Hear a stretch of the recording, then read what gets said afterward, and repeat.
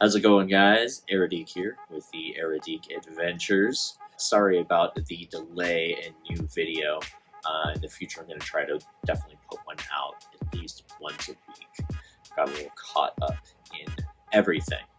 I know we're all dealing with a lot, and I'm right there with you, but I'll go through some things that caught my interest in the news, and also we're going to be going over a few TV series that I've been binging, as well as some things to watch on Netflix. And at the end, we're going to do a little character profile for my Power of Color series. That'll round out this week's episode. If you're new to my YouTube videos, I tend to post about pop culture, random media that interests me, as well as music and television and food and, whatever is catching my interest at the time. More often than not, it is comic books, so keep that in mind. Amidst all this chaos, some of my favorite fictional cops really showed their true colors. The Brooklyn Nine-Nine cast and showrunner donated $10,000 in solidarity to the protesters. Now, that is amazing. We need more Hollywood entities, whether they be movies or TV, kind of showing us that, leading by example. Already, they have a really diverse cast with one of my favorite fictional presidents, Terry Crews, President Camacho. He was very outspoken about the Black Lives Matter movement, and he was also very outspoken about their newest upcoming season. The fact that it will dive into these major topics, whether it's Black Lives Matters, whether it's COVID, they will examine all of these in comedic fashion, I'm sure, as well as light dramatic fashion. I think Hollywood and movies and, just any form of entertainment going on in the future does need to acknowledge that, whether it be a lighter comedic take on it or the easier to produce dramatic side of it. It does need to be acknowledged, and we can't continue ignoring these things. So here's hoping that new season is as hilarious as the rest of the show has been. Yeah, again, in a sea of lame ads telling you that this mega corporation is here with you. It's really awesome to see certain companies like Ben & Jerry's going so far as to laying out information that you can do to help to actively support the cause.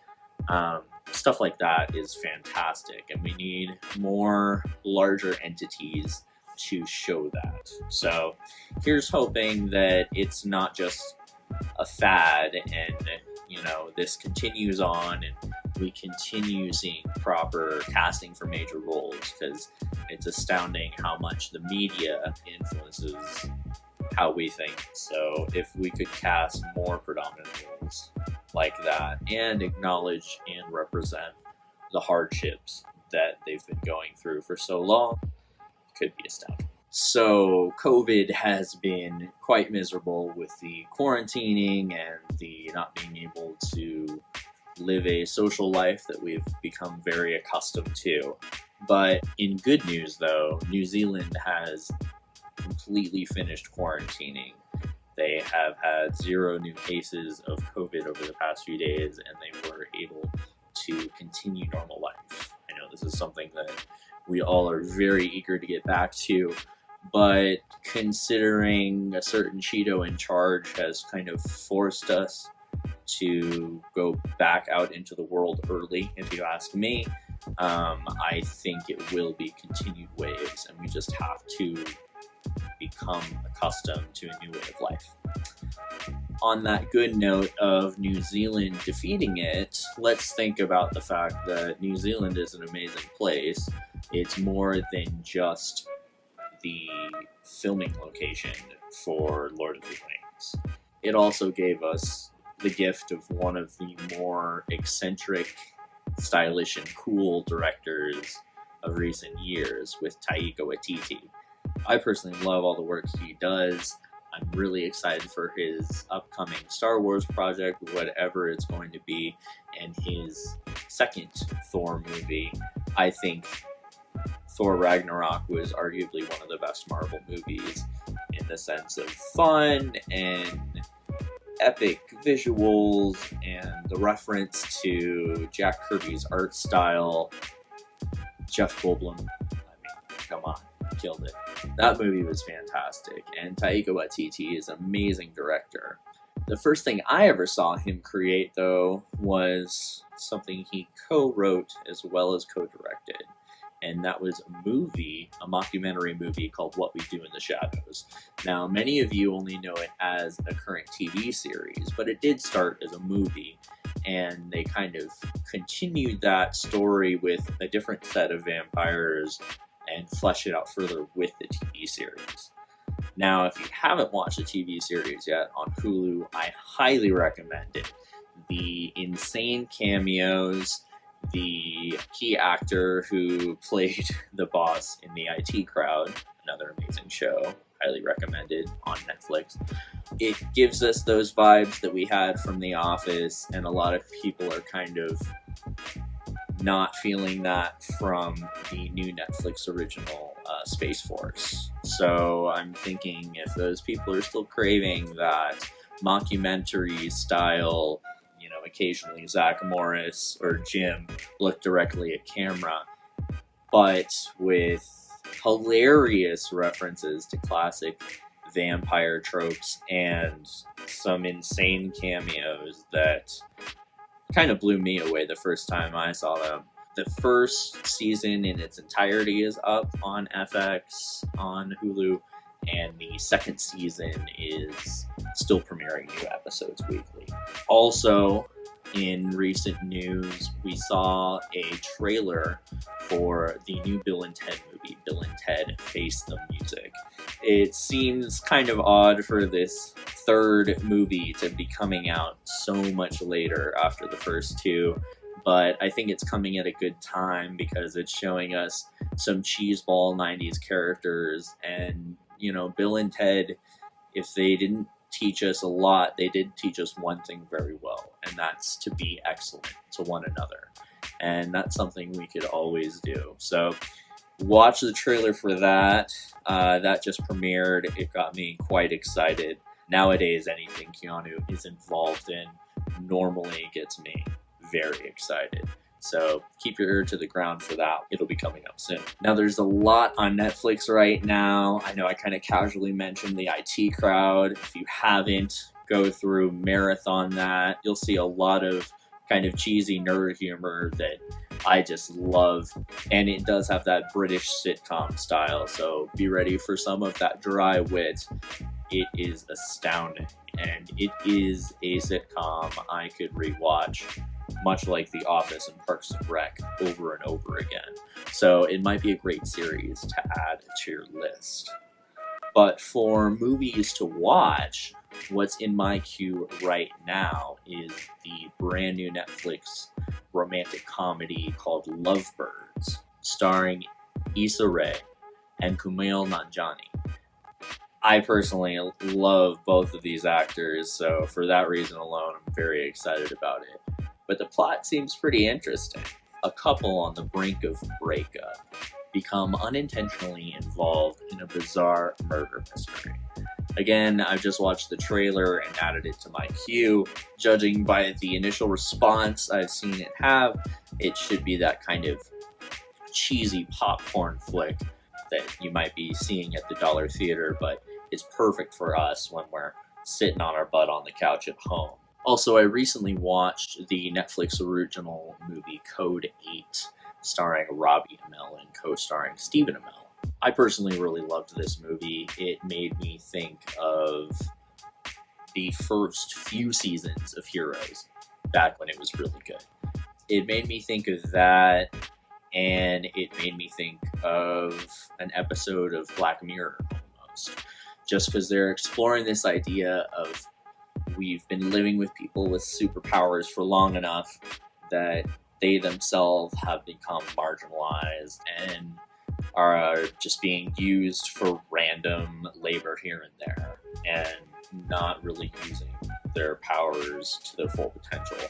A lot of it is because of government crackdowns, and also they're creating a new drug from superpowered beings that's kind of keeping people on a leash, if you will. I didn't expect it to be as entertaining as it was. Obviously, it is a lower budget action movie, so there isn't a bunch of insane CGI, but it is very compelling in the story, and it definitely kept me entertained. It also has been confirmed that they are creating a sequel.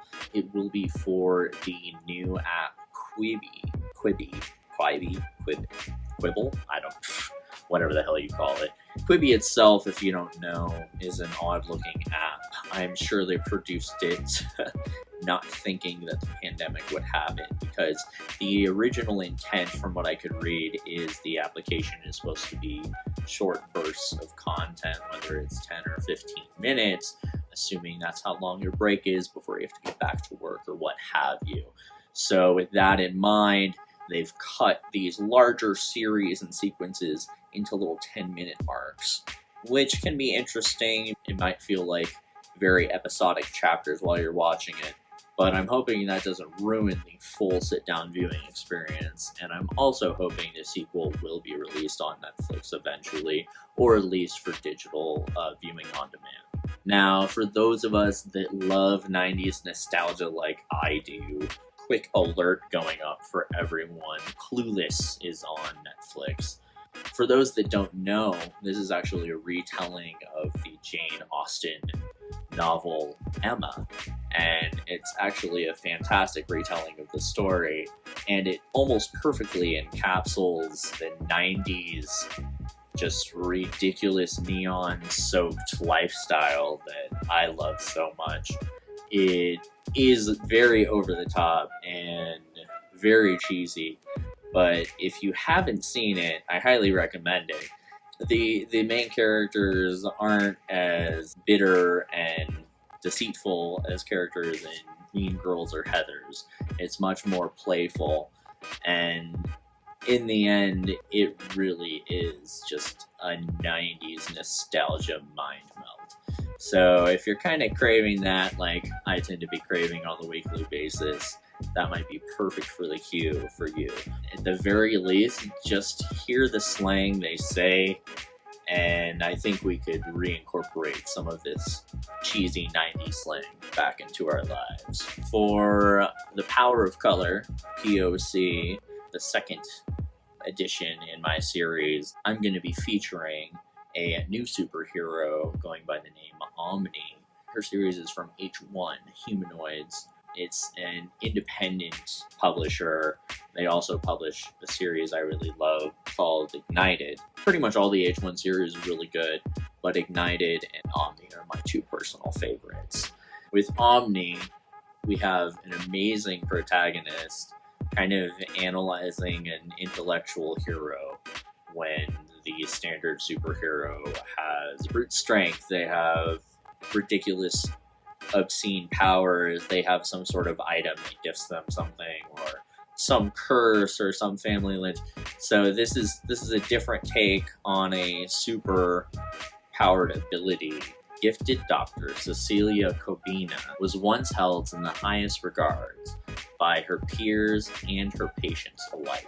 But that was before the incident in Africa changed her life forever. After her powers were ignited, she now has the ability to process information at superhuman speed, giving her equally as much burden as well as knowledge. She begins to unravel the mystery of the truth of her abilities. This book touches on race, class war, climate change in a very unique and interesting way. Also, the fact that her powers are represented by different aspects of her psyche is astounding. We get to see different portions of her mind, essentially different key events of her life that fractured her psyche to make her change herself and change how she thinks. Using that, she can access all of her past memories and the information hidden within them in real time and her psyches all kind of interact with one another.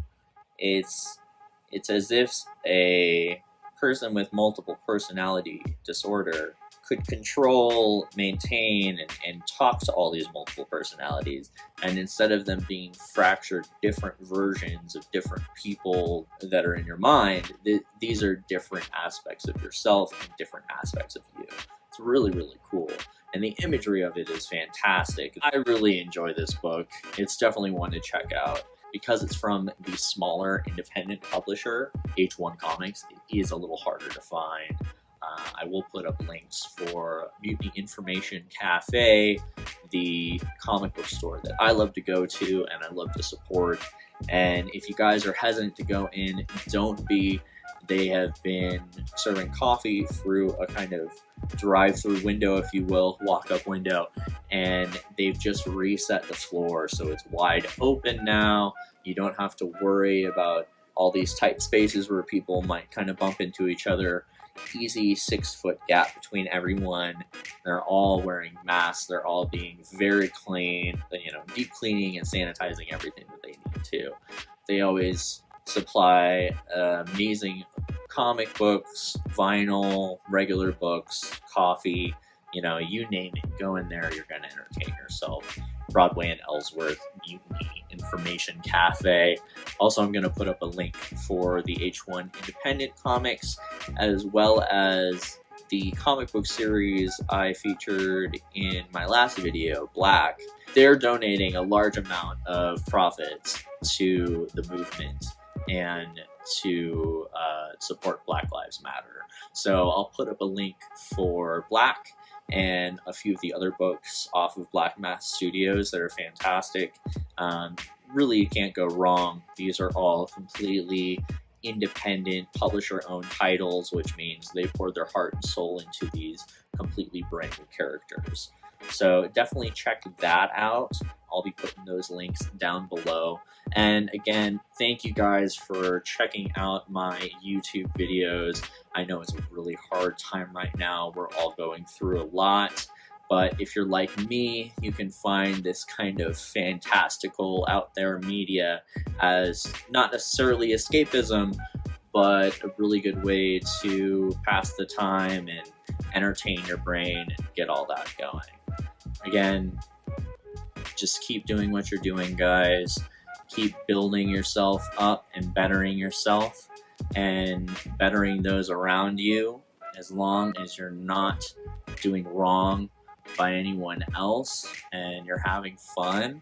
It's a weird time in this quarantine, so as long as you're doing something productive for yourself, and that could be video games and comic books. You're bettering your mind, you're bettering yourself. But as long as you're doing something right by you and you're not hurting those around you and you're not doing wrong by those around you, keep it up.